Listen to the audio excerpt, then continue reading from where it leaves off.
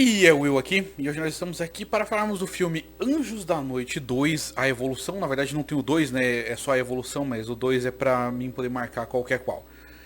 Bom, ele foi lançado em 2006, já 3 anos depois do original, e também é dirigido pelo Len Wiseman, né? Mas antes de irmos para a Noite Sombria, peço para você aí dar um like, se inscrever, apertar ali no botão de notificações ali para ter mais conteúdo aqui do canal. Então é isso aí, vamos lá! Muito bem, o primeiro Anjos da Noite ele teve um sucesso moderado, então foi aprovado, né, uma sequência para ele. Inclusive no próprio Anjos da Noite, no primeiro, já tinha sido deixado um gancho para essa sequência, né? Com o Marcos, o descendente de Corvinos, sendo, né, já colocado ali meio como vilão já no teaser mesmo do filme anterior, né? Na cena pós-créditos ou era bem no finalzinho? Agora eu não me lembro se é pós-créditos. Mas no finalzinho do filme anterior tem essa marcação pro próximo. Bom, de qualquer maneira, né? Vamos falar então da sinopse aqui do Anjos da Noite, né? Do Anjos da Noite Evolução. Eu não sei, a primeira coisa que eu tenho que comentar é que eu não sei por que evolução. E esse título não tá trocado, em inglês também é esse título. Não tem muito sentido assim. O filme anterior teria, porque o filme anterior você vê assim, o primeiro híbrido, né, no caso do Michael, né, aparecendo.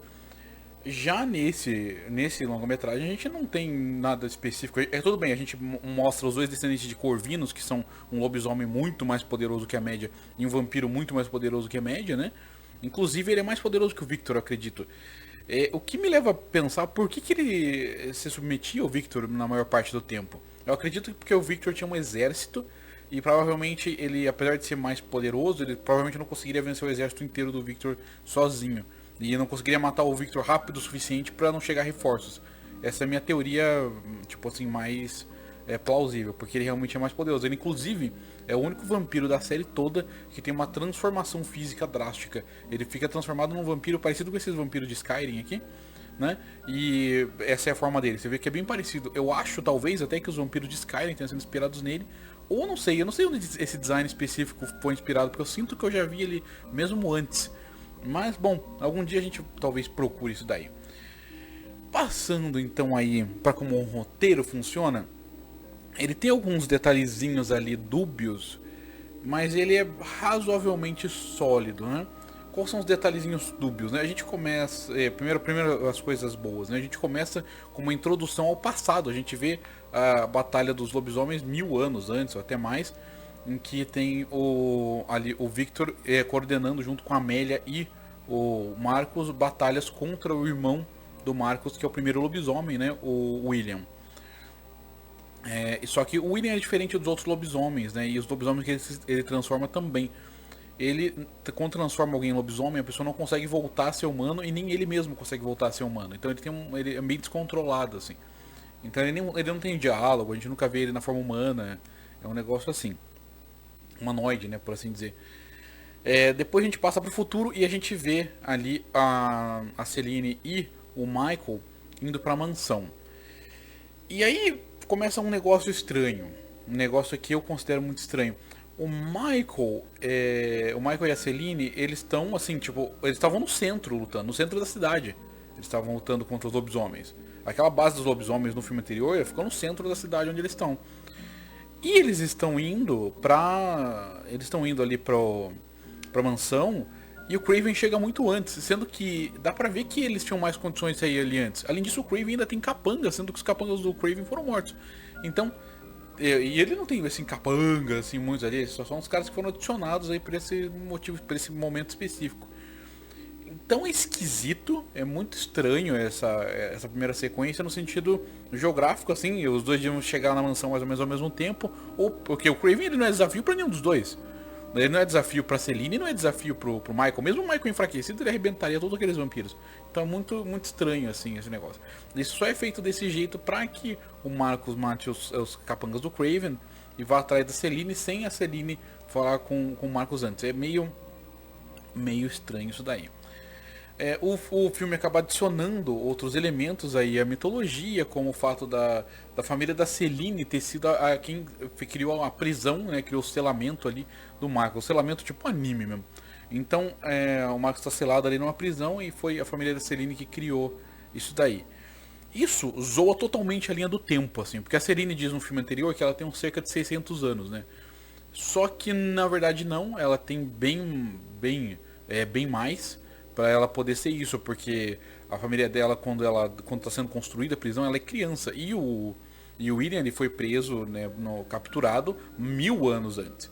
Então ela teria que ter pelo menos 1000 anos. Só que daí cria um outro problema, porque se ela tem cerca de 1000 anos, quer dizer que o Lucian também tem que ser mais velho ainda.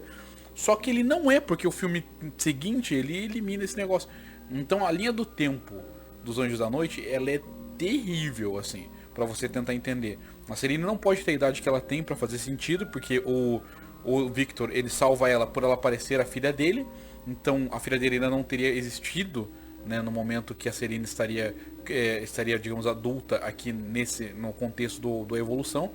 E, inclusive, coisas assim. Então, e além disso, a revolução do Lucian, a Celine teria que ter visto o Lucian antes, né? Teria visto ele pessoalmente. Então não tem lógica isso daí. A direção, como eu comentei, continua sendo do Len Wiseman, e aqui é mais competente do que no primeiro. As cenas de ação são mais incríveis, você vê mais, é bem sangrento, assim, os caras... tem cenas em que o Michael, ele pega a boca de um lobisomem e abre ela assim. Não sei se isso acontece só uma vez, mas acontece, é bem brutal. A Selene é mais brutal, inclusive, ela luta com humanos aqui pela primeira vez. Inclusive é a primeira vez que a gente vê um vampiro, e no caso a Selene, e só essa vez, assim, que eu me recorde, assim, pelo menos nos dois primeiros filmes, de usando os poderes dela, assim, de você realmente sentir que ela tem poderes, além de ser só imortal e ter regeneração. Porque tem um momento em que tem uns caras, no começo do filme ainda, não é nenhum spoiler, assim, tem os caras caçando o Michael, e ela aparece pra ajudar. E ela tá longe, assim, e ela tá arrebentando uns caras, e tem uns outros atirando nela de longe. E daí ela dá um salto, assim, ela dá um salto, assim, super veloz pra um lado e depois pro outro. Isso me lembra bastante Star Wars A Ameaça Fantasma, em que o Obi-Wan e o Qui-Gon usam velocidade com a força, assim, super velocidade. Coisa que nunca mais é utilizada na franquia nenhuma vez, incrivelmente. Então é interessante isso daí, o fato de ter esse momento aí que a gente sente ela mais vampiresca e tal, né? Mais poderosa mesmo no contexto ali que a gente vê. Então as cenas de ação aqui são mais incríveis, inclusive a adição do Marcos Corvinus, né? O Tony Curran, que interpreta ele, que eu me lembro, esse ator, ele também faz o Van Gogh num episódio do Doctor Who, se eu não me engane.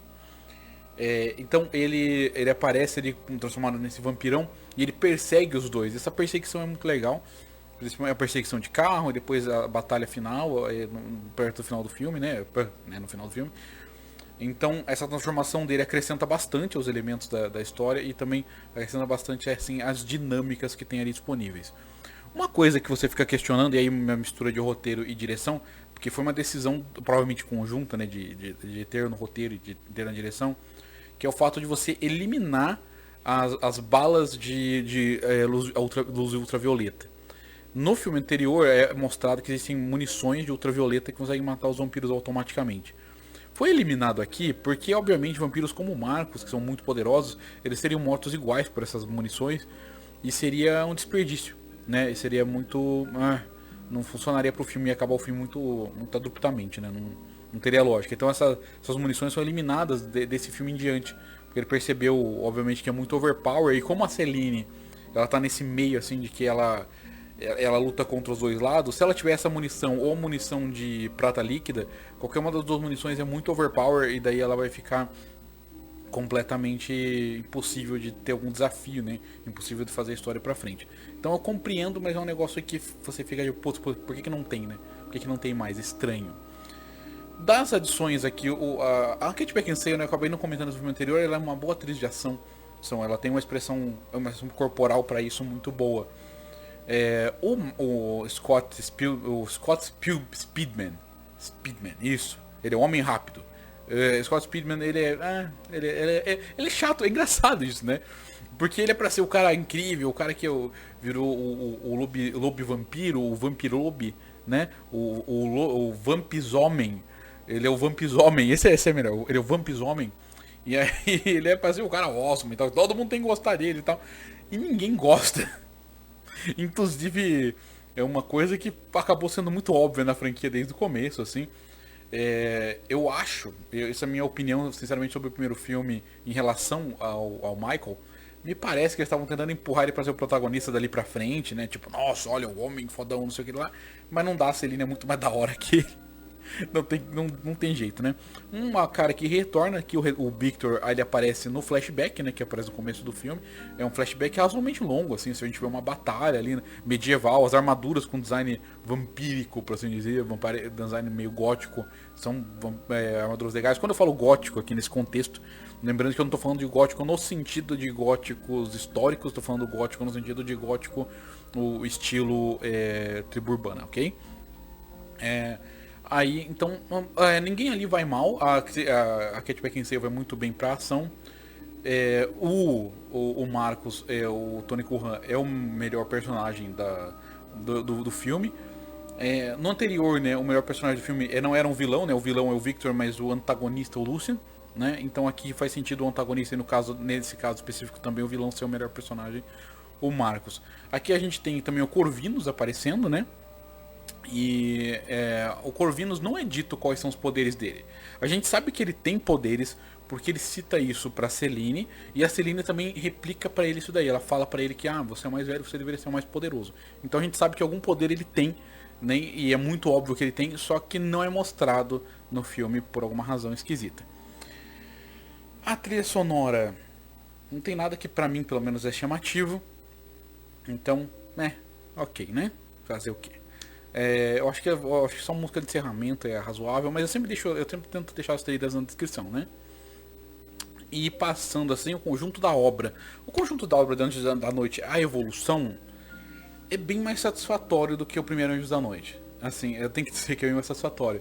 Os combates são mais interessantes, a forma como eles vão desenvolvendo a história. É claro que pra quem é muito chato com esse negócio de consistência narrativa, de que o que acontece antes tem que contar porque acontece depois, é complicado algumas coisas, assim como eu falei, alguns problemas de continuidade. Mas, mesmo assim, ele é bem mais interessante. As perseguições, é muito criativo como as perseguições são feitas ali com o carro, e o cara usa o carro para bater no penhasco, e também as cenas em que você tem de combate com o tiroteio mesmo, com os lobisomens, e também quando você vê as descobertas que vão acontecendo, né, com o historiador dos vampiros e tal, você vê o quanto o Marcos é ameaçador. É mais interessante que o filme anterior. Agora, ele é uma obra-prima mágica do cinema infinita? Não, né? Ele é um filme mais bacana que o anterior. Então, por isso, né, a minha nota para Anjos da Noite, a evolução, né, é um 7 de 10. Eu tava quase dando 7,5, né? Quase no 7,5, sabe? Tipo, tava indo pra esse lado, mas daí eu pensei melhor e pensei, não, tá bom assim, né? Tá bom, 7 mesmo. É um filme melhor que o anterior, não é super épico nem nada assim, é uma franquia bem mediana de uma forma geral. No entanto, é isso aí. Se tiver gostado do vídeo por alguma razão, motivo ou circunstância, eu peço para você vir aqui na descrição, né, para ver os outros links. Ali tem o link do canal de games, também tem o link do financiamento coletivo, se você puder ajudar, porque as coisas estão bem difíceis. E também faça um comentário aí do que você acha de Anjos da Noite e a evolução, né? Então é isso aí, valeu e até mais!